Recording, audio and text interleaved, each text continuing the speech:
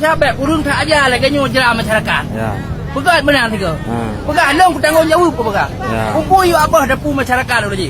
Ya betul. Pada long kujok pasal pen no. Long tanggungjawab. Long kuat buat pemerintah.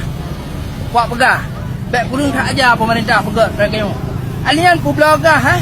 Pangkalan 18. Ku blogah 22. Nan tulak 25. Ada apa memang ada ha? Pegat lagi yang dalam media. Yang mu hendak pegat dalam media kau ingat. Ya ya pak. Berarti ki enam bapak ha? Ajirullah. Ajirullah ha? Matang basi. Batang basi ya. Betul. Tapi nama bertanggungjawab. Betul ya. Lain hidup tu. Ditanya 4 pangkalan nikah. Kabarnya, kabar je. Betul benar. Dia cukup berat kali je. Tak. Tanya okey. Malah tanya kasih siap.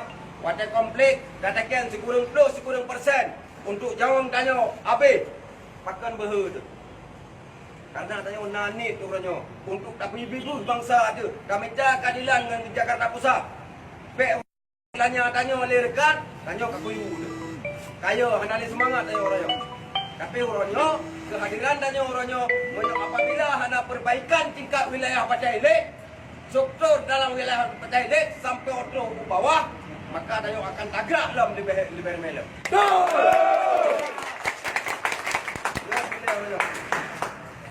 Musuh mati tu dipegah tanya pengkhianat demi minta keadilan ke rekan tu. Baik mesti suri lapangan, baik di kopi pisang di berperang, siap tanya. Tanya hana perle jabatan. Hana perle. Yang duk so yang duk jut. Tapi bergedepu partai Aceh letak terbun darah di muka bumi Aceh sehingga lahir partai. Yang aja so yang duk dalam partai Aceh baik petinggi maupun DPR baik pekaya do ngan darah perjuangan. Dan dalam wilayah Patai Lek dalam detiknya akan ada penggerakan. Dan cukup kana jera ada.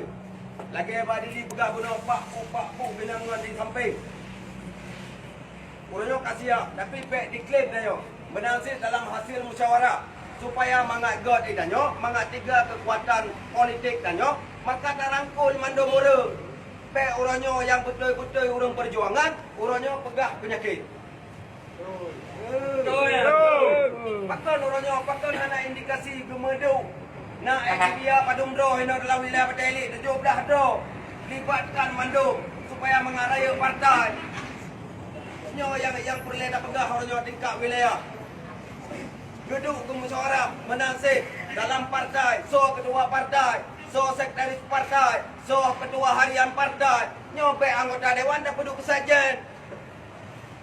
Dia nyadu orang yang kena jabatan ni dia dah peduk ketua harian. Nak mendamah kekuatan dia. Mana? Nyokeh yang fatal orang yang melakukan. Orangnya peduk urung Tuhan orangnya. Nak Libya orangnya peduk tempatkan dalam partai. Badan musyawarah. Wateh muswil berosa ada hana tajak. Tanya nak kejak urung Tuhan. Tajuk dah hana diundang tayo. Tapi harus dipeduk orangnya yang lebih ilmu daripada tanya. Baik pilih-pilih dipeduk benar. Jangan nak pegang.